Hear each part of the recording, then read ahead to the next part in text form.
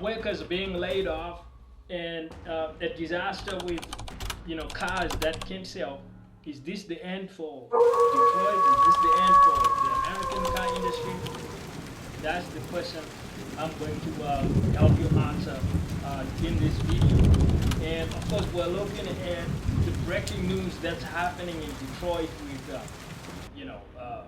Ram and Jeep and some other car makers, not able to actually sell out their inventories. And this is affecting pretty much the entire car industry. It's not just these particular American brands. Even when you look at the other truck makers like Tesla with their Cybertruck, there's a lot of inventory out there, and it's pretty easy to go out there and just find a Cybertruck for sale, which tells you that they produced a lot of these trucks, and now the market is awash with them.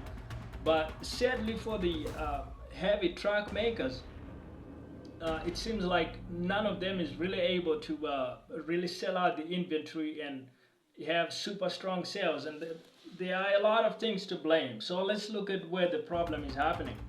So when you look at Stellantis, the owner of Dodge, Jeep, and Ram, some classic American brands, are now owned, of course, by a European company.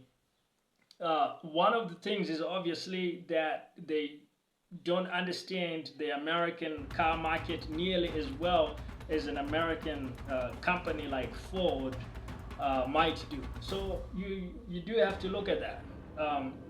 Tesla is run really well, and they've kind of figured out the American truck market with the Cybertruck, but even that is not necessarily like selling out like bananas, right? Like might have happened with earlier Tesla car models.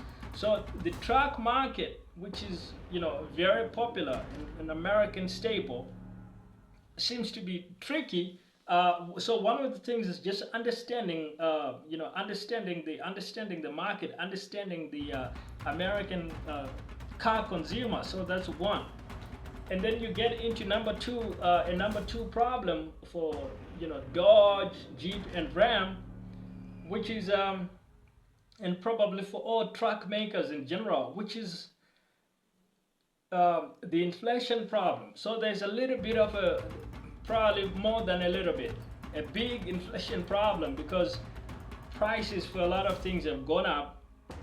And when you look at what a truck used to cost for these car manufacturers maybe 20 or 30 years ago, and then you extrapolate that in inflation adjusted terms to today, some of these trucks should be costing more than what they are costing today.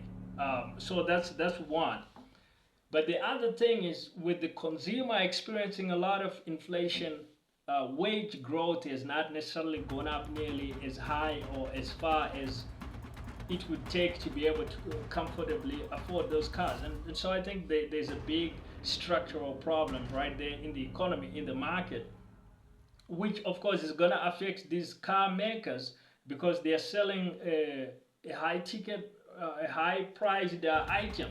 These cars are costing, like if you look at the new models for like Ram and some of these brands, some of the really big trucks are going for like anywhere from like $60,000 base to like $120,000 or more for some of the top end, right? Some of the top end models.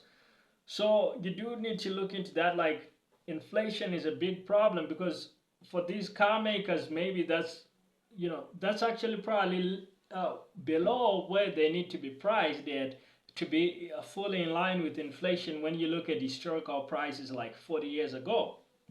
But at the same time, the modern day worker today feels like paying 120K, 100 grand for a truck, when at their job maybe their wages have only gone up a tiny percentage, so they've gone actually down when you account for inflation, and now they're having to shell out for these trucks and pay a lot of money. They're not really able to do it, and so that's a big factor right there, that inflation right there.